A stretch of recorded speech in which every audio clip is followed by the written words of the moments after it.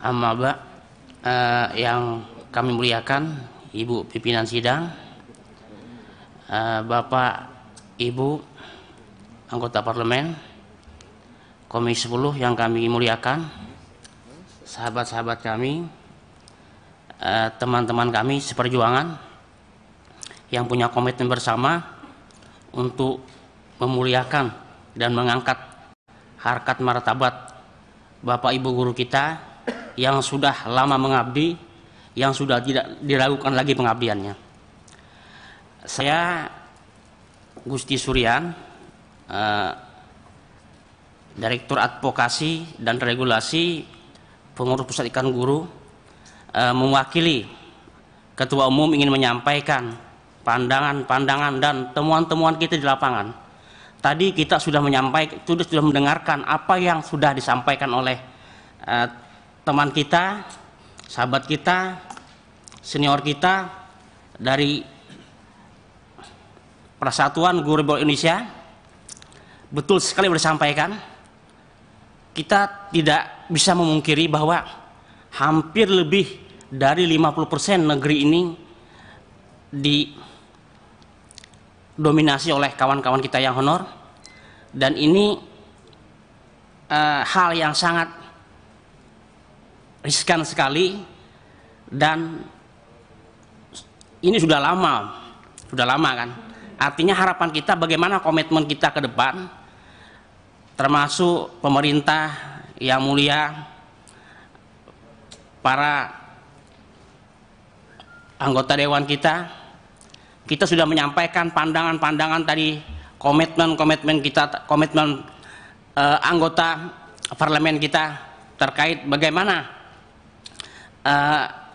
komitmen untuk pengangkatan GTK honor menjadi ASN dengan terbentuknya panja ini. Oke, bismillahirrahmanirrahim. Kita akan menyampaikan bagaimana pandangan-pandangan kita terhadap RDVU panja pada kesempatan ini. Yang pertama, dari hasil informasi masukan dari beberapa teman-teman seluruh Indonesia, seleksi administrasi bagi PTK non ASN yang mengikuti seleksi guru ASN PPK 2021 diharapkan tidak hanya berdasarkan data Dapodik atau Simpatika, tapi wajib dilaksanakan oleh pemerintah daerah melalui Dinas Pendidikan, BKD, Inspektorat, dan uji publik untuk menghindari data fiktif. Ini yang harapan kita, masukan kita. Kemudian juga formasi PPK di jenjang SD, ini temuan kita di lapangan ya, kebetulan juga masukan-masukan.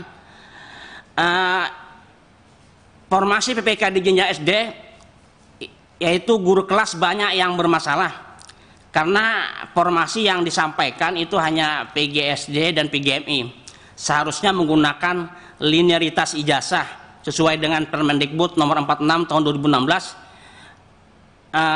Pemetaan linearitas guru bersertifikat pendidik untuk jenjang SD yang terdiri dari PGSD, psikologi, PGMI, tarbiyah, pendidikan matematika, pendidikan bahasa Indonesia, pendidikan IPA terdiri pendidikan kimia, pendidikan fisika, pendidikan biologi, kemudian pendidikan PKN, pendidikan IPS yang terdiri pendidikan sejarah, pendidikan geografi, pendidikan ekonomi. Harapan kita ini juga diberikan untuk formasi PPK, karena kalau ini tidak ada, mereka akan ke jenjang yang lebih ke atas, ke SMP. Nah, harapan kita linearitas ijazah inilah yang mungkin juga diakomodir. Yang kemudian untuk penempatan ASN PPK P3K ini jangan menggunakan sistem formasi satu tempat atau sekolah, tapi menggunakan formasi penempatan secara umum di kabupaten atau kota, sehingga tidak menimbulkan permasalahan baru lagi, yaitu status guru yang tidak lulus tetap aman, tidak tergeser oleh yang lulus seleksi. Yang lulus ditempatkan di sekolah dia mengabdi, seperti seleksi kemarin kategori 2 pada tahun 2013. Kemudian di Permen PAN nomor 28 tahun 2021 tentang PPK untuk jabatan fungsional guru pada instansi daerah tahun 2021 ada persyaratan pelamar pada pasal 4 pelamar yang dapat melamar P3K guru pada instansi daerah tahun 2021 terdiri dari guru honor K2, guru non ASN, terdaftar di Dapodik, guru swasta yang terdaftar di Dapodik, dan lulusan PPG. Nah, di poin 4 ini mungkin kita memberikan sebuah masukan, karena kalau dilihat dari perspektif lulusan PPG ini, itu ada kesan merugikan guru non ASN yang ada di sekolah negeri yang lama sudah mengabdi. Banyak mereka tidak memiliki sertifikat pendidik seperti yang disampaikan oleh teman kita terdahulu. Persoalannya di SK kepala daerah sebenarnya tidak banyak hari ini kepala daerah yang meng-SK-kan kawan-kawan non ASN yang bekerja di daerah dengan alasan surat edaran Kemendagri. Dan ini harapan kita sudah sepatutnya kawan-kawan yang honor di daerah itu diapresiasi, diakomodir untuk dilegalisasi mendapatkan SK kepala daerah, baik bupati, wali kota, dan gubernur. Karena ini untuk memudahkan mereka mengikut sertifikasi ikut PPG, dan dari PPG inilah nanti untuk memudahkan mereka ikut seleksi PK. Selanjutnya untuk guru non PNS yang mengabdi di daerah 3T yang memiliki sertifikat dan SK kepala daerah atau kepala dinas pendidikan diprioritaskan untuk dapat mengikuti seleksi PPK. Kalau bahasa sederhananya mungkin diberikan reward bagi mereka. Kalau memang lihat dari undang-undang ASN kan ada seleksi. Jadi kalau reward inilah yang akan membedakan mereka dengan yang lain. Bisa dipercepat Pak, Oke. 5 menit.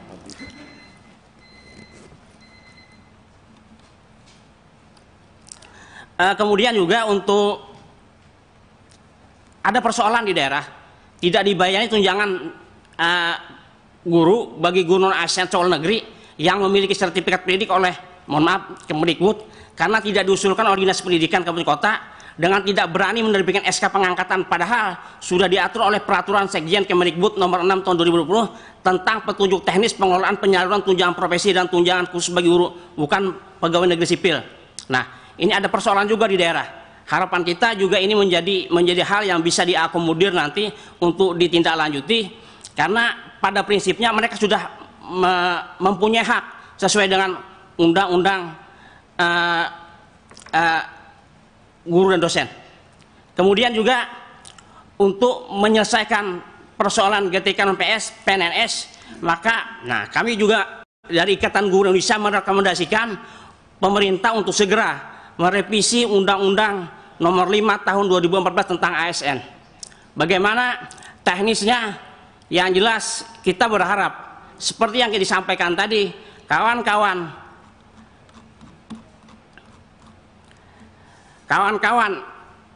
GTK honorer ini secara otomatis bisa diangkat menjadi ASN dengan diberikan legalisasi hukumnya. Ini harapan kita. Kemudian juga kita juga merekomendasikan agar kawan-kawan honorer di daerah itu juga mendapat legalisasi dari pemerintah daerah, mendapat SK dari kepala daerah, bupati, wali kota, dan gubernur. Ini harapan kita, karena masih banyak mereka juga yang mengabdi yang statusnya tidak jelas.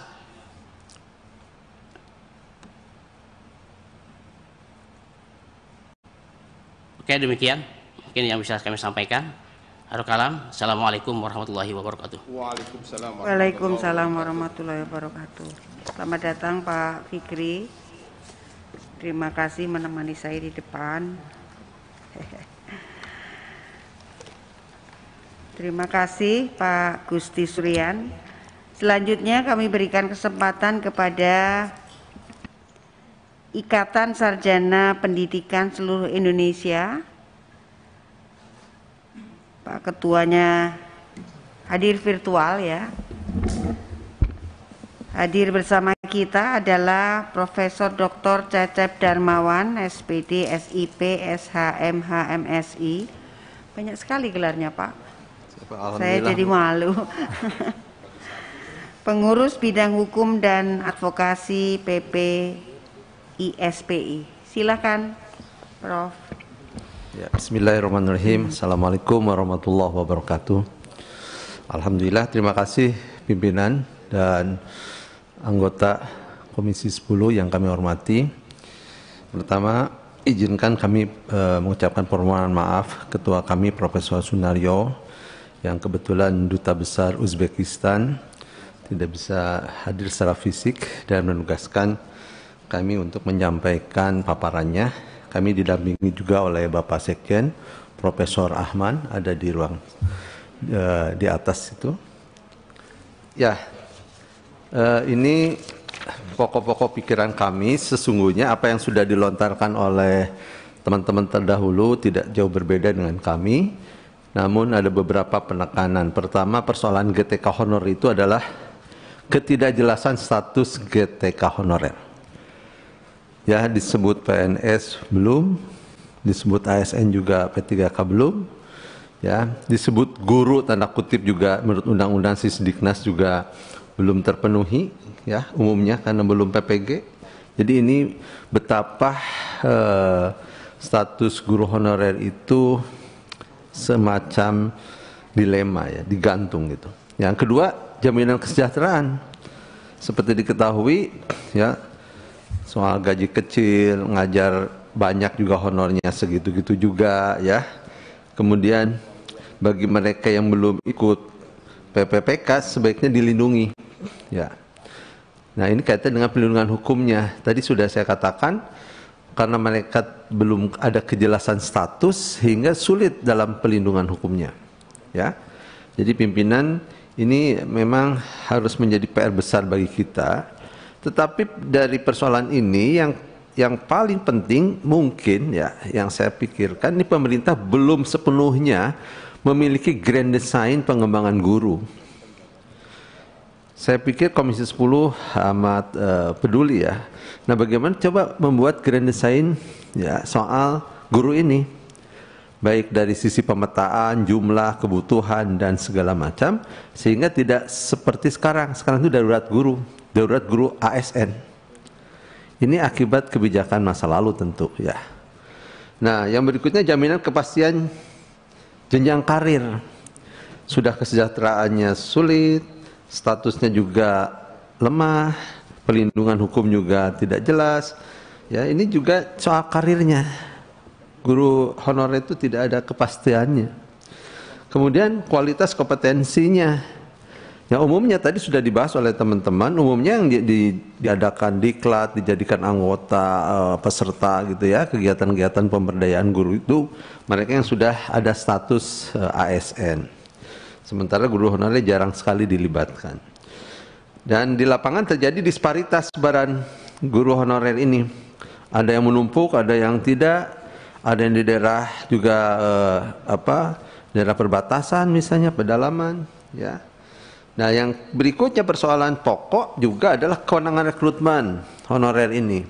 Sementara ini kan persoalannya adalah karena guru honorer ini kan tadinya darurat, yang angkat adalah pihak sekolah, satuan pendidikan. Sementara pengakuan dari Pemda, pemerintah pusat itu kan lemah terhadap mereka. Ya, sekarang syukur alhamdulillah sudah akan ada PPPK, ya. Nah, persoalannya bagaimana konsistensi terhadap rencana itu. Dan kita juga mempertanyakan bagaimana kualitas lembaga penghasil GTK-nya, ya. Nah, ini juga menjadi feedback bagi kita, gitu, ya. Tentu mudah-mudahan LPTK yang menghasilkan guru-guru ini ya jauh berkualitas, ya. Sekarang sudah banyak yang memiliki rating-rating internasional, tapi ini harus didorong lagi keberpihakan pemerintah pusat terhadap pengembangan LPTK, ya, ke depan, karena juga di situ ada kewenangan PPG. Ya, ini sekedar masukan. Coba lanjut masukan kami, ya, bagaimana satu penerimaan PPPK bagi guru honorer yang telah berusia 35 tahun ke atas, yang telah mengabdi sekian lama dan sudah tidak memenuhi persyaratan untuk mendaftar ke CPNS, maka dapat mengikuti seleksi penerimaan PPPK. Ya, tapi dengan catatan sebaiknya untuk ada kategorisasi pimpinan. Jadi bagi honorer yang sudah begitu lama, ya, mungkin mungkin tidak hanya persyaratan formil tes calon PPK secara formil kognisinya ya, tapi juga masa kerja itu harusnya diperhitungkan. Kalau boleh usul begini, misalnya masa kerja itu adalah poin yang jadi bahan perhitungan penilaian, bukan hanya sekedar hasil tes. Misalnya ya, masa kerjanya sekian tahun, ada rate tertentu, ada interval tertentu, misalnya apakah 60%, 50%, nilainya itu jadi gabung dengan nilai hasil tes. Sebab kalau hasil tes saja ya ada kecenderungan misalnya yang postgraduate itu lebih menguasai, walaupun tidak seluruhnya tentu. Ya, ada perlakuan istimewa atau yang disebut dengan afirmasi. Jadi harus ada tindakan afirmasi, kebijakan afirmasi bagi honorer itu supaya ada perhitungan gitu ya, ada dimensi lain selain hasil tesnya.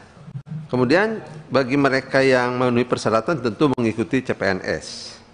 Nah, kedua jalur itu harus dibuka agar memberi rasa keadilan dan tidak diskriminatif. Jadi bagi CPNS ya, bukan hanya PPK.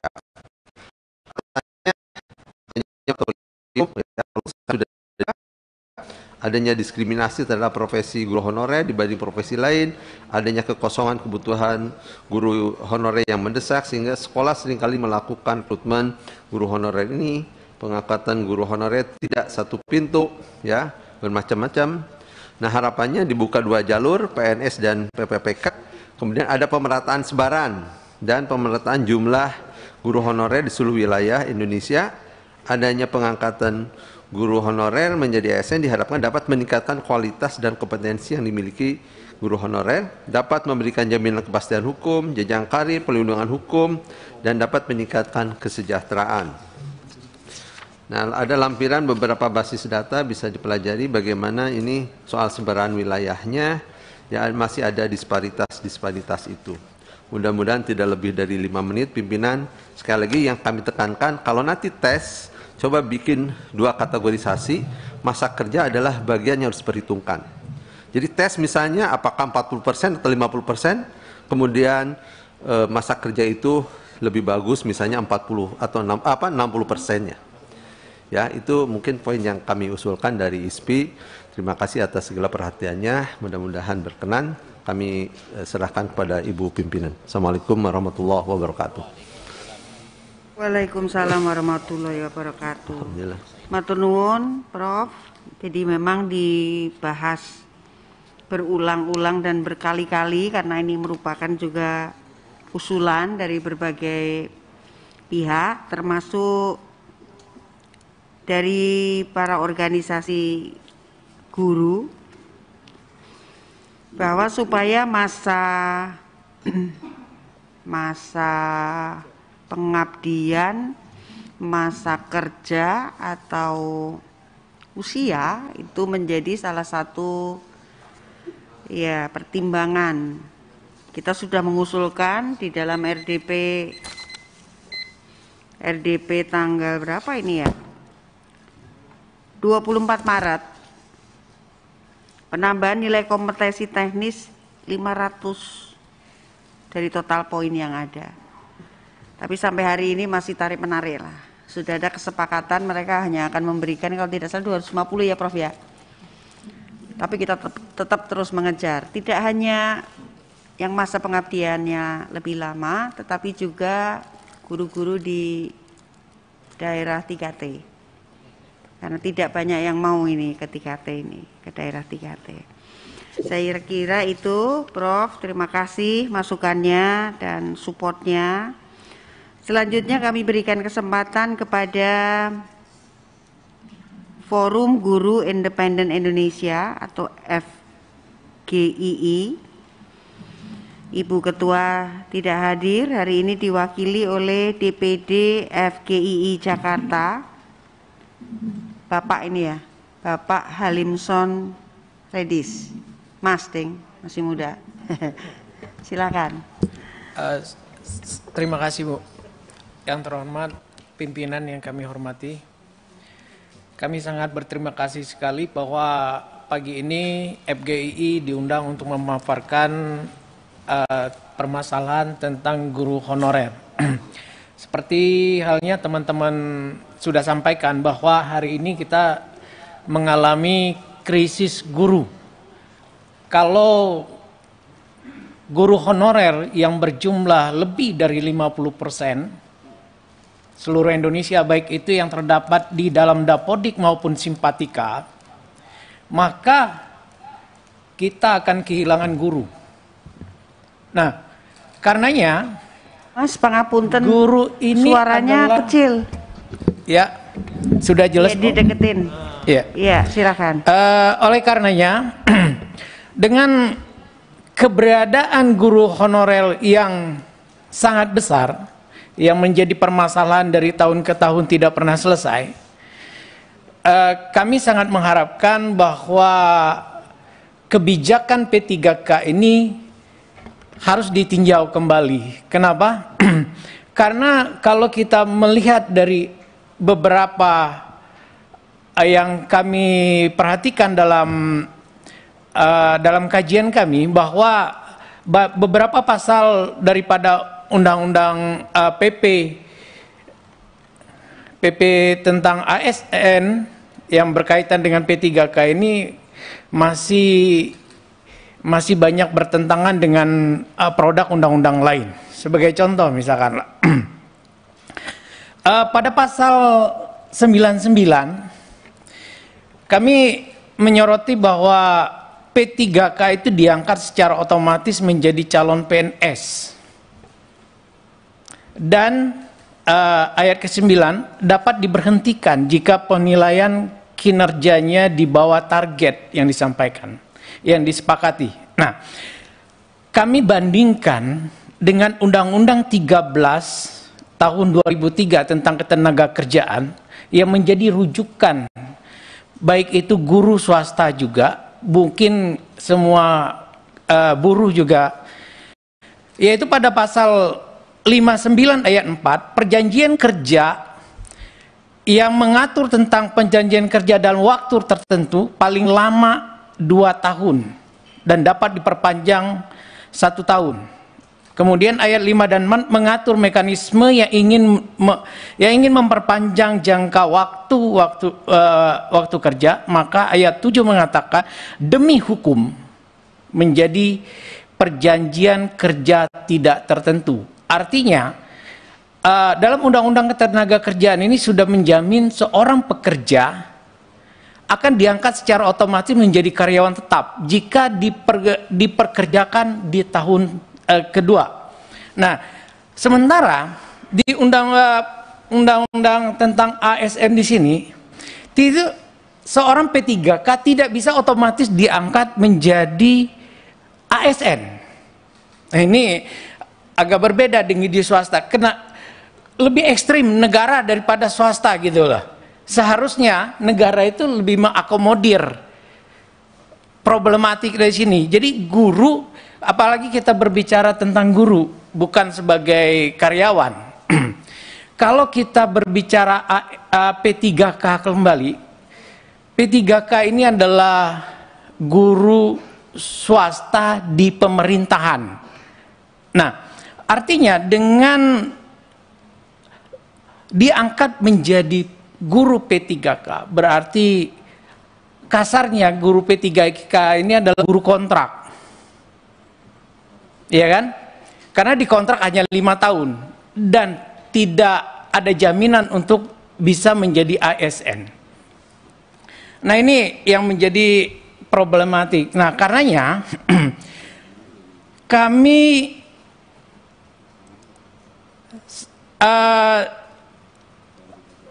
kalau kita lihat dalam kita tinjau kembali keberadaan guru, guru itu kan bisa melakukan pekerjaan, bisa mengajar dengan baik, tergantung kepada rasa nyaman seorang guru dalam mengajar. Bagaimana bisa mengajar dengan nyaman, berarti harus terpenuhinya kebutuhan rumah tangganya. Nah, ini dulu berarti tingkat kesejahteraan yang harus kita perhatikan. Oleh karenanya kami FGI untuk mempersingkat waktu, kami langsung merekomendasikan bahwa dalam pandangan FGII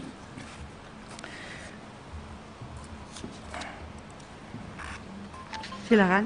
Oke, sebentar Bu. Bahwa P3K harus ada affirmative action terhadap guru-guru honorer.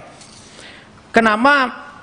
Karena menurut pandang kami kebijakan negara tentang pengaturan P3K dalam peraturan perundang-undangan ini hanya menjustifikasi hukum.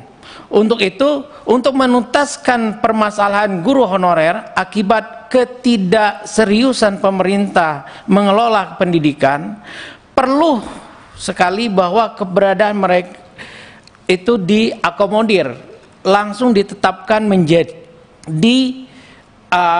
ASN tanpa syarat. Ini perlu. Kenapa? Karena di beberapa negara juga kami melihat bahwa permasalahan guru itu adalah diatur oleh negara, tidak dibebankan oleh sekolah.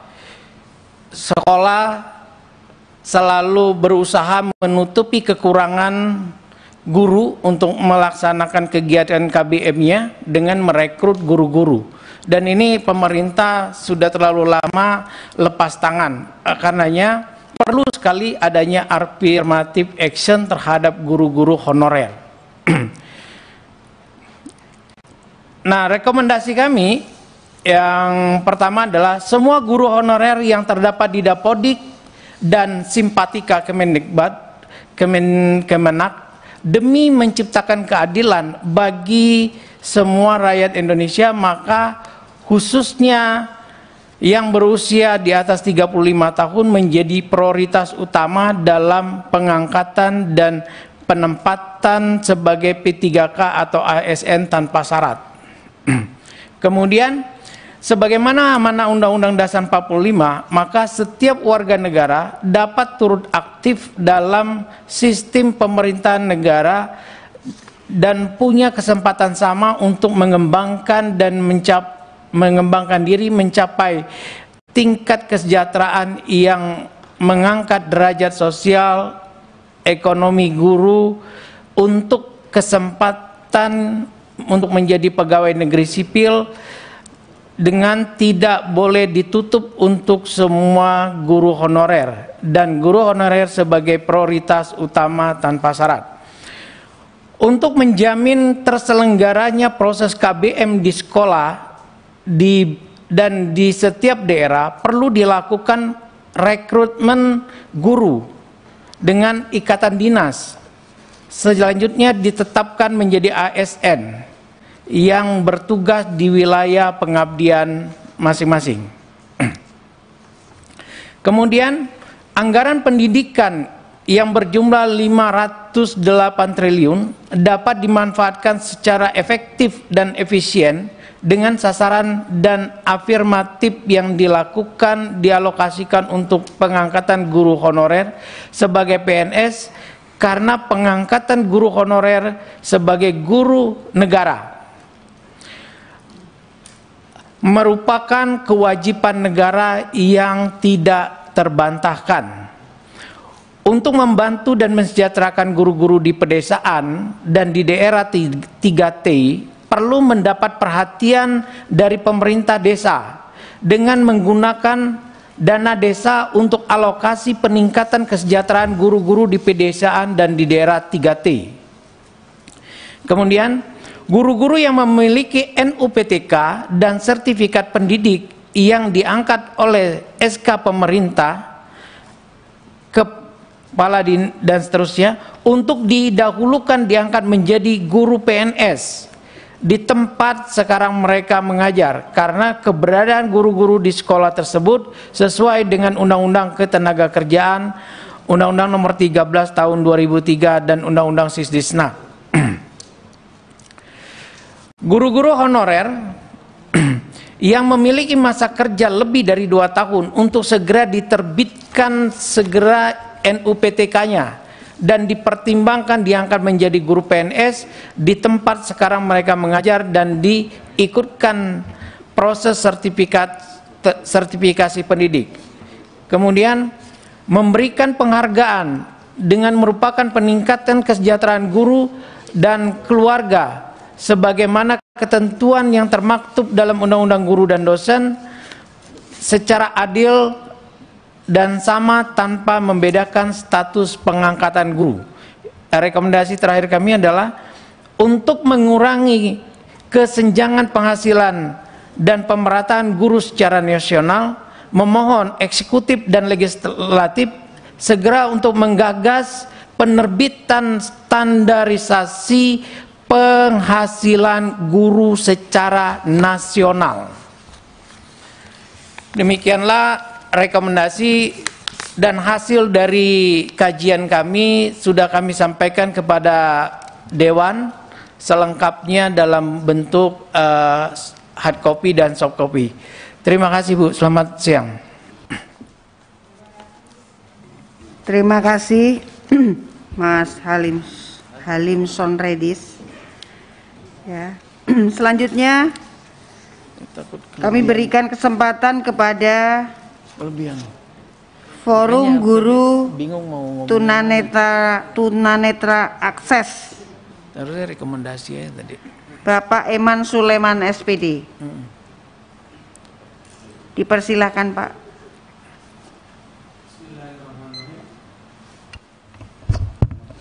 Bismillahirrahmanirrahim. Assalamualaikum warahmatullahi wabarakatuh. Alhamdulillahirabbil alamin. Syukur saya panjatkan kepada Allah Subhanahu wa taala karena hari ini melalui wasilahnya anggota dan pimpinan Panja ASN P3K Komisi 10 DPR RI tahun 2021 saya bisa hadir di tengah-tengah Bapak dan Ibu sekalian untuk menyampaikan pandangan dan paparan materi terkait dengan apa yang kami alami dan telah kami lakukan survei beberapa waktu kebelakang ini. Sebelumnya saya ucapkan yang terhormat pada Ibu pimpinan dan seluruh anggota Panja ASN P3K Komisi 10 DPR RI dan yang saya cintai dan banggakan teman-teman, bapak-bapak, ibu, para guru honorer yang hari ini masih istiqomah memperjuangkan hak dan nasib kita.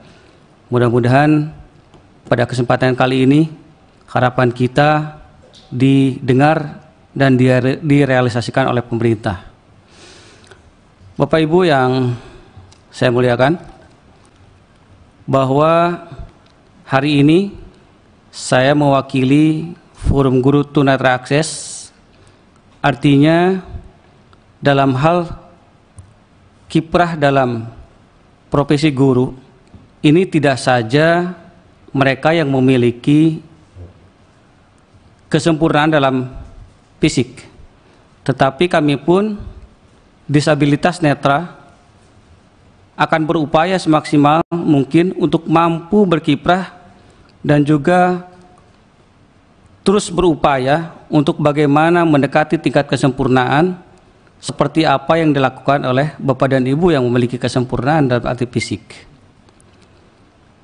Artinya, dalam paparan ini saya memberikan latar belakang bahwa manusia pada prinsipnya itu memiliki cita-cita dan harapan yang memang terus diupayakan. Berdasarkan apa yang diharapkan itu, tentu yang lebih mengkerucut pada paparan kali ini adalah kami menyoroti bagaimana harapan kami untuk bisa hidup layak sebagaimana yang diamanatkan dalam Undang-Undang Dasar Negara Republik Indonesia, khususnya pada pasal 27 ayat 2. Di situ mengatakan bahwa setiap warga negara berhak atas pekerjaan dan penghidupan yang layak bagi kemanusiaan. Itulah yang menjadikan pertimbangan kami, latar belakang kami untuk terus berjuang bagaimana untuk bisa mengejar bahwa kami juga ingin setara dengan yang lain, termasuk dari sisi profesi guru. Karena disabilitas pun ada yang honorer dan juga ada yang PNS. Nah, pun kami demikian, bahwa kami hari ini datang ke sini untuk menyampaikan paparan bahwa kami pun ingin diangkat, ingin diprioritaskan untuk dapat setara dengan yang lain. Dari status kami guru honorer ingin diangkat menjadi guru PNS P3K dalam kesempatan ini yang difasilitasi oleh pemerintah. Nah, berdasarkan itu semua, bahwa banyak sudah yang menjadi payung hukum, yang menjadi landasan yuridis formil terhadap apa-apa yang menjadi acuan kami untuk terus berjuang. Semisal tadi saya sudah sampaikan dalam pasal 27 ayat 2 itu sudah jelas tertera dalam Undang-Undang Dasar 1945. Lalu yang kedua, kami pun punya turunannya dalam Undang-Undang Nomor 8 Tahun 2016 tentang penyandang disabilitas, maka di situ pun kami ada hak untuk hidup layak dan setara dengan orang-orang yang kategori atau notabene adalah non disabilitas. Bahwa dalam Undang-Undang Nomor 8 Tahun 2016 jelas dinyatakan dalam pasal 53 bahwa pemerintah pusat, pemerintah daerah, badan usaha milik negara dan badan usaha milik daerah wajib mempekerjakan 2% bagi penyandang disabilitas yang didasarkan atas seluruh pekerja dan pegawai yang ada di situ. Nah, makanya berdasarkan itu semua, maka diperlukan persoalan-persoalan di lapangan yang memang kontroversi atau tidak sejalan dengan regulasi yang ada. Yang pertama, berkaitan dengan pembukaan pengangkatan atau rekrutmen ASN P3K. Yang pertama, dapat kita temukan bahwa di situ ada formasi untuk keikutsertaan disabilitas yang masih ditutup. Padahal kalau kita lihat dari sisi program studi ketika disabilitas tersebut melakukan kuliah atau menempuh pendidikan di perguruan tinggi, itu bisa diikuti. Tetapi ketika dihadapkan dengan satu kenyataan dalam dunia kerja untuk ASN P3K, itu ditutup. Seperti contoh, disabilitas netra itu bisa mampu mengikuti perkuliahan atau pendidikan pada jurusan seni. Tetapi pada pembukaan ASN P3K tahun ini, itu SBDP jelas-jelas itu tidak diperkenankan bagi penyandang disabilitas netra. Padahal kami itu sangat erat berkaitan dengan poten dan bakat di bidang seni musik khususnya. Ya, kalau seni tari, ya, kalau seni teater, ya. Tapi seni musik ini kita masih punya peluang untuk itu. Tapi untuk formasinya itu tidak ada.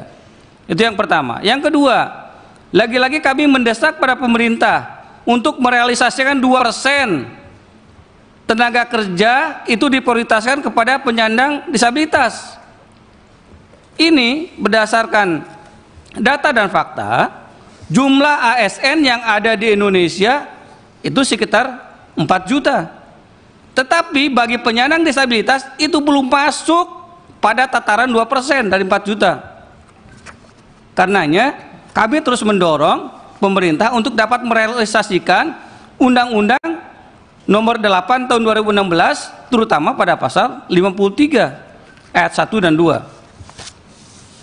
Yang ketiga, tentu kami pun di penyandang disabilitas, profesi kami tidak saja di pendidik atau guru, tetapi juga ada di tenaga kependidikan. Nah, sementara ini yang digembar-gemborkan adalah 1 juta untuk pendidik atau guru yang dibuka oleh pemerintah melalui ASN P3K ini. Keinginan kami itu adalah tenaga pendidik dari kami disabilitas pun dia berikan peluang untuk dibuka pada tahun ini, sehingga tidak menimbulkan kecemburuan sosial, dan lagi-lagi itu untuk mencapai penghidupan yang layak dan kesetaraan di masyarakat. Karenanya kami memberikan kesimpulan bahwa pada tataran ini pemerintah lagi-lagi belum memaksimalkan, belum menjalankan regulasinya secara maksimal, masih bersifat masih bersifat sepertinya tidak percaya kalau kami mampu berkiprah, kalau kami mampu setara dengan yang lain. Karenanya kalau kesempatan itu dibuka, maka kami pun punya tanggung jawab moral untuk dapat mengejar sebagaimana yang disetarakan dengan non-disabilitas yang lain.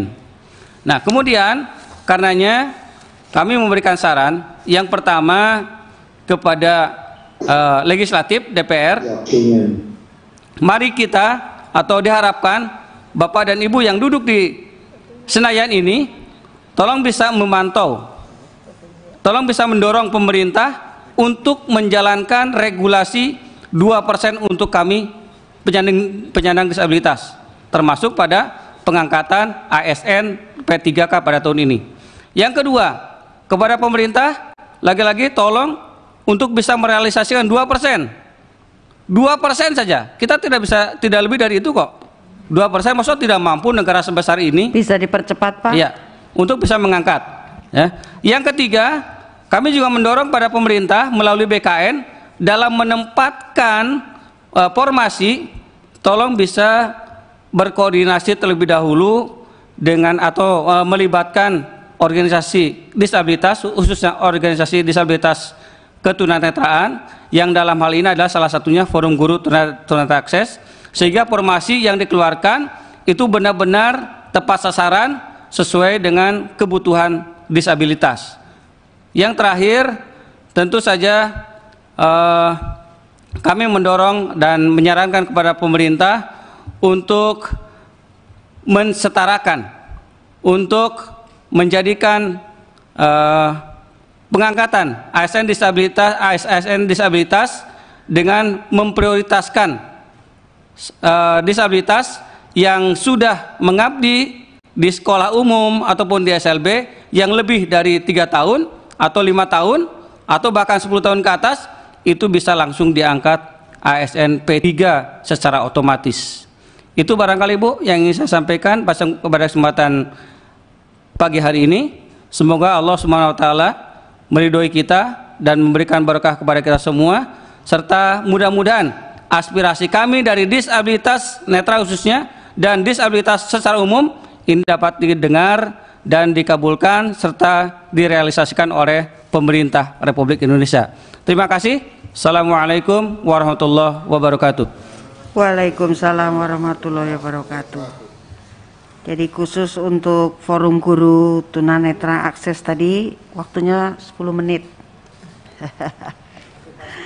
Ya, afirmasi ini, sudah afirmatif action ini. Lain-lainnya hanya 5 menit. Terima kasih Bu. Baiklah, selanjutnya kami berikan kesempatan kepada Perhimpunan Pendidikan dan Guru atau P2G, kepada Bapak Satriawan Halim, SPD MSI, Koordinator Nasional P2G, kami persilahkan. Baik, terima kasih Bu Agustina Wilujeng, pimpinan. Yang terhormat Kang Huda, Gus Fikri Fakih, dan Bapak Ibu anggota Panja Komisi 10. Bismillahirrahmanirrahim. Assalamualaikum warahmatullahi wabarakatuh. Yang terhormat Bapak Ibu semua, senior-senior tadi sudah menyampaikan. Saya langsung mungkin G-nya tuh ngegas aja gitu ya. langsung ke poin-poin aja. Yang pertama adalah kami melihat dari P2G proses seleksi rekrutmen P3K ini pasti gagal gitu ya. Kenapa katakan gagal? Karena targetnya 1 juta, janji Kemenpan RB Kemendikbud 1 juta, ternyata yang terbaru itu kami mengambil dari data Kemenpan RB per 8 Juni jumlahnya yang sudah ditetapkan 532.547. Oke, yang sebelumnya kan berkembang ya, 523.000, lalu lanjut 513.000, terbaru per 8 Juni itu di Komisi 2 DPR RI jumlah formasinya yang ditetapkan pusat hanya 532.000. Jadi ini jauh dari kata sempurna 1 juta padahal gitu ya. Apa efeknya? Efeknya adalah kawan-kawan guru kita yang berharap menjadi P3K itu tidak bisa gitu. Karena ketika mau daftar nanti dia tidak ada formasinya di sekolahnya. Nah, contohnya kami mengambil dari Karawang ya, laporan dari P2G Karawang misalnya, Kabupaten Karawang mengusulkan formasi 1080 guru P3K yang disetujui oleh pusat hanya 660 guru. Nah, ini kan darurat kekurangan guru ASN kan sampai Ken Arok hidup lagi mungkin agak susah. Karena apa? Karena yang ditetapkan oleh pusat itu tidak sesuai dengan yang diusulkan oleh daerah. Nah, ini menjadi persoalan. Yang lebih parah lagi misalnya di Kabupaten Serang yang diajukan 2087 guru P3K gitu ya. Untuk guru PAI, di samping saya ada AGPPAI, anggota kami juga ada guru agama Islam, pasti anggota AGPPAI juga. Yang disetujui pusat hanya 1, Bu Ketua. Jadi ini menyedihkan, 1 orang saja padahal yang diusulkan totalnya 2000 gitu ya, 2000 lebih. Di Serang sebanyak 430 orang. Jadi ini menyakitkan hati para guru gitu ya. Kemudian di Kabupaten Cianjur awalnya usulan 9.200 dari Pemkab Cianjur, lalu setelah ditetapkan oleh Kemenpan RB ternyata formasinya 246 guru saja. Di Subang juga demikian, yang diusulkan 3.086 yang disetujui maksudnya hanya 13 orang formasi guru PAI yang disetujui, padahal total gurunya ada 600 gitu. Jadi tentu berkurang dari target 1 juta itu. Di Garut juga demikian, 8.801 usulan kuota dari Kabupaten Garut, yang disetujui hanya 196 oleh pemerintah pusat gitu. Nah, potret seperti ini hampir terjadi semua daerah. Nah, kemudian informasi terakhir, kan daerah itu khawatir tadinya gaji tunjangannya dari mana. Kami membaca dengan seksama surat Kemenkeu nomor S46 PK 2021 tertanggal 31 Maret, dikatakan bahwa di poin 1-4 jumlah formasi P3K guru dalam alokasi dasar DAU sebanyak 1 juta untuk 2021 dan anggarannya sangat besar, 19,40 triliun. Berarti ini ada potensi saya kurang paham bagaimana dari segi anggaran, tapi ini mungkin tidak tercapai berarti gitu ya, karena 1 juta targetnya, kemudian yang ditetapkan hanya 532.000 tadi. Nah, kemudian ada kekhawatiran adalah dari daerah-daerah mungkin di surat Kemenkeu tadi kan dikatakan bahwa ditanggung oleh APBN DAU gitu. Tapi untuk 2021 ketika kami tanya ada kekhawatiran ya 2021 ditanggung, tapi nanti 2022 dan seterusnya siapa yang menanggung gitu kan. Jadi ada mispersepsi atau belum bulatnya antara pusat dengan daerah. Kemudian kami berharap tetap dan mengapresiasi Komisi 10 selama ini juga menyuarakan di berbagai RDPU untuk tetap membuka PNS guru gitu ya untuk 2021 dan seterusnya, karena memang kita kekurangan guru gitu. Kemudian minimal masa kerja, kami meminta ada revisi PP 49 2018, sebaiknya seorang guru P3K perjanjian kerjanya minimal 5 tahun, karena di situ 1 tahun. Apa yang bisa kita harapkan performa guru 1 tahun, ya kan? Karena di dalam PP tersebut minimal 1 tahun, maksimal 5 tahun. Jadi kami sepakat P3K ini sejatinya adalah kontrak gitu oleh negara. Gitu. Kami berharap minimal kontraknya 5 tahun. Kemudian tadi sudah dikatakan juga affirmative action, kami sudah menyampaikan juga ini kepada Pak Iwan Syahril kemarin pas mau lebaran, kami silaturahmi terkait dengan jumlah skema bagi teman-teman kami yang K2. Nah, kami mengapresiasi pemerintah misalnya dan Komisi 10 memberikan afirmasi kepada guru yang sudah punya serdik gitu ya untuk kompetensi teknis. Tapi untuk kompetensi teknis bagi yang masa kerja ini yang belum, karena Mas Nadiem, Mas Menteri menyamaratakan saja minimal 3 tahun gitu ya. Padahal faktanya teman-teman kita K2 itu ada yang mengajar sudah 20 tahun lebih. Tentunya harapannya adalah K2 yang ini merupakan produk negara, produk pemerintah di masa lalu, ini mesti dituntaskan dengan memberikan skema affirmative action. Skemanya kurang lebih seperti ini, kami sudah sampaikan juga ke Pak Iwan. 3 tahun misalnya 75 poin. Nah sekarang kan Kemdikbud memberikan 75 poin saja untuk yang 3 tahun. Dari total 500 poin. Kita belum tahu kan berapa passing grade-nya gitu nanti kelulusan. Tapi kami berharap masa kerja yang sampai 15 tahun, 20 tahun diberikan afirmasi poin yang berbeda-beda. Itu yang namanya azas keadilan. Kemudian, siap. Kemudian yang berikut adalah afirmasi bagi PPG dalam jabatan untuk guru honorer K2 karena mereka usianya rata-rata di atas 40 tahun. Kemudian tadi kami sepakat juga harus ada upah layak guru karena setiap daerah memberikan keputusan upah guru yang berbeda-beda, maksudnya guru honorer ya, apakah bisa seperti SKB 4 Menteri dan seterusnya. Intinya ada standar minimum nasional. Lalu di P3K sekarang untuk rekrutmen guru P3K bahasa daerah dimasukkan ke seni rupa. Jadi teman-teman kita yang lulusan misalnya pendidikan bahasa Sunda, kemudian pendidikan bahasa daerah lainnya, mereka tidak bisa harus masuk ke seni rupa. Kami berharap tetap dibuka untuk formasi bahasa daerah untuk P3K. Nah, yang terakhir kami sepakat tadi pemerintah hendaknya melaksanakan perintah pasal 22, 23 Undang-Undang Guru Dosen terkait dengan guru ikatan dinas di LPTK. Terakhir, si Rama-Rama terbang ke Mahameru, Pak Tua singgah di Kota Langkat. Kita hadir bersama berjuang untuk guru agar Indonesia sejahtera dan bermartabat. Wallahul muwaffiq ila aqwamit thoriq. Assalamualaikum warahmatullahi wabarakatuh. Waalaikumsalam, mantap betul ya. Yang terakhirnya. Terima kasih